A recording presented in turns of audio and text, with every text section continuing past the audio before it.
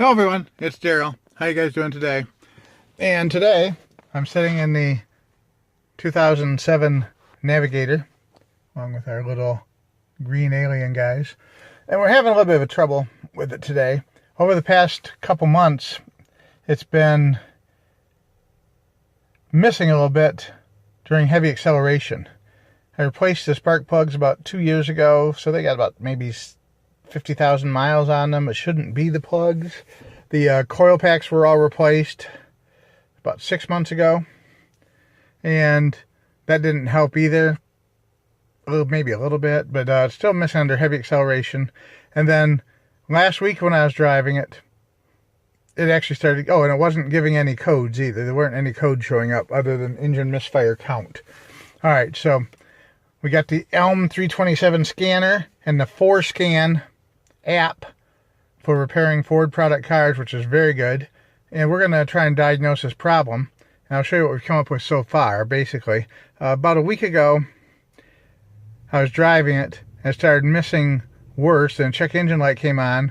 Then the wrench light came on and it went into limp mode. So I pulled over, shut it off, restarted it. It seemed fine. Drove a while longer. Went into limp mode again. Did the same restart process. Well, I got to get it home. Went home. Halfway home, it went into like a super limp mode where it wouldn't shift out of first gear. So shut it off, pulled over, and started up and got back home normally the rest of the way. So, an ongoing series of problems. A quick internet search revealed a common theme to people with that problem was a defective fuel pump or clogged fuel filter. So what I did is I got home and I plugged in the 327 scanner, which I've showed you before. We'll show you again. It's this little device right here, limp 327 interface scanner, and it's got a port on it. This was like under $10. I bought it off eBay. I bought a second one, and the second one doesn't seem to work really well. So that plugs in right under there. I don't know if you can see it. It's right here. It's right there. And then you plug it in, and then you turn your key on the car, and then you connect it via the Bluetooth on your Android phone. But let's just turn on real quick so you can hear. Now it's gotten actually a little bit worse. The check engine light's on, and it's actually running pretty rough. And I say it's not even a question of limp mode or a shifting issue now. It's a question of how rough it's running. So we're going to shut it back off so it doesn't overheat, because I got to get underneath it in a few minutes. And we're going to turn the key back on, and we're going to show you what we found on the codes for it. So we're going to turn on the... Alright, we're going to find our app. We're going to click on 4Scan. We're going to pull up the program, and we're going to click on the little plug-in connector on the top right side. And when the program connects, we're going to click on errors, and errors is going to show us a list of all the current troubles. We'll click on the one that says System 2 Lean, Bank 1, and here it will show us a list of the potential problems and causes for that.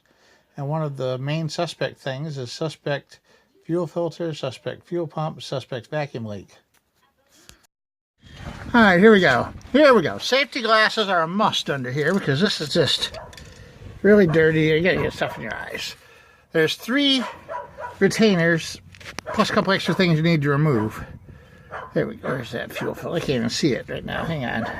Oh, there it is. There's the fuel filter right here.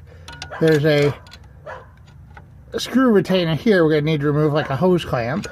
And then over here we have this little bracket here we had to remove. I removed that already, but that's just the safety retainer. What you do is it pushes in like this. You push it over to the right and then snap it off. So push it toward the fuel filters, snap it off, and then it just hangs on the fuel line. And we'll push it back out of the way, and we'll snap that back in later. Now what we're going to do is we're going to get one of the quick connects. I think it's a 5/16. And we're going to snap it over this part of the fuel filter and push it into the groove of the fuel line here. That will release the spring tension in there and cause the fuel filter to pop out on that side. Now on this side over here we have the 2 blue connectors, which are a little different. They are double lock system. So what you do is you get a screwdriver underneath this tip right here. There's like a triangle shape here, and you gently lift up on it until it releases. Once it's up and released, you can grab the two blue tabs on the edge, squeeze, and work it apart. One of the connectors that you can see is like totally destroyed. The little blue clip that you're supposed to lift up and squeeze, that's gone.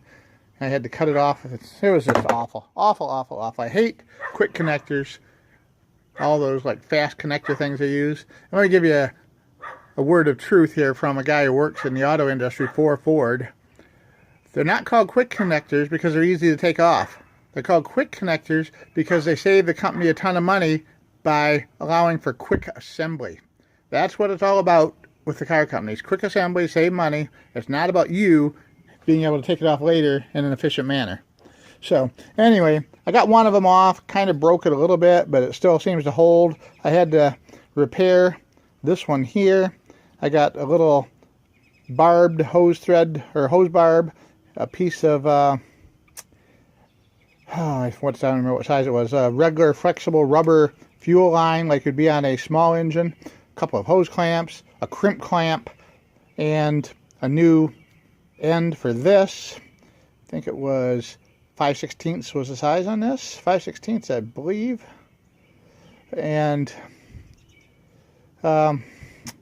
this side here is actually a little bigger, if you can see.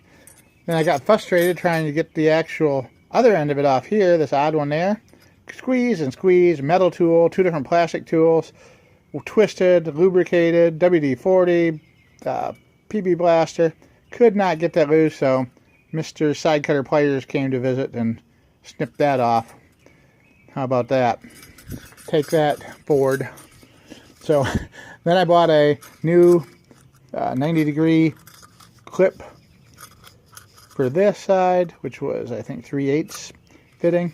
And I liked how the new nipple on the replacement fitting fit right into the rubber hose here. And I clamped it down with a hose clamp. So put a piece of cardboard underneath it, let it run for a half hour. Not a single drip or issue. Made me very happy. And got out on the road, mashed down on the accelerator pedal. And let me tell you, this car has guts again. This thing is like a rocket off the line when well, not off the line, from a rolling stop around 30, and I mashed down on the pedals. It was amazing, the difference in acceleration now. Before it would get up to about 50 or 60 and start backing down a little bit. You'd mash down on the pedal some more. You get to about 65 and start stuttering and missing real bad. And none of that anymore. It's like running like it's supposed to. I'm very happy with how this turned out. And I say, here's this fuel filter.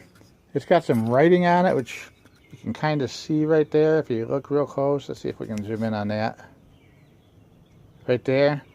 If anybody knows what brand filter this might be, please comment on it. So I'm just curious. My mechanic said that he thought he changed this 4.5 years ago when he put the new fuel pump in. I don't know if he did or not. To me, that looks way too rusty for 4.5 years, but hey, maybe he did. Anyway, what I'm going to do is I'm going to cut it open. We're going to have a look inside of it, because when you blow through it, if you blow through it, you can have like, sometimes it'll be clear and you can blow right through it. Other times you shake it around a little bit and move it, and it's totally clogged and you can't blow through it at all. So that would explain the intermittentness of the problem. We're going to have a look inside and see what's inside of one of these old rusty fuel filters.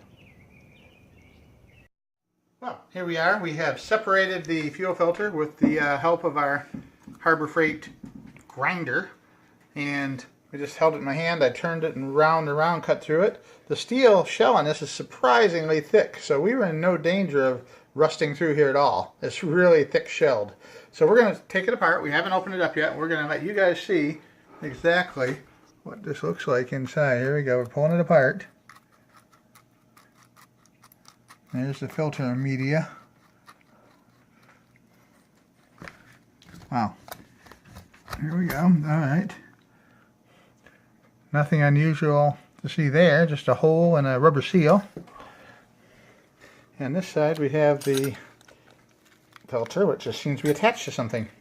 I didn't know they were attached inside. So, you know, looking at it, it doesn't look particularly dirty. I mean, no more, so there's no debris or grit or anything in it, so we know there's no dirt in the tank. But it makes me wonder why there's no flow through it. So, but if we can't get it off of there, clearly we can't, I guess we're never going to know. Alright, well, anyway, change your fuel filter on a regular basis. Hopefully your quick connects won't be as corroded and damaged as mine were. If you're starting to miss, if it's been a few years since you changed it, go ahead and get this done. It's worth the effort and time. Your car will thank you. Have a great day.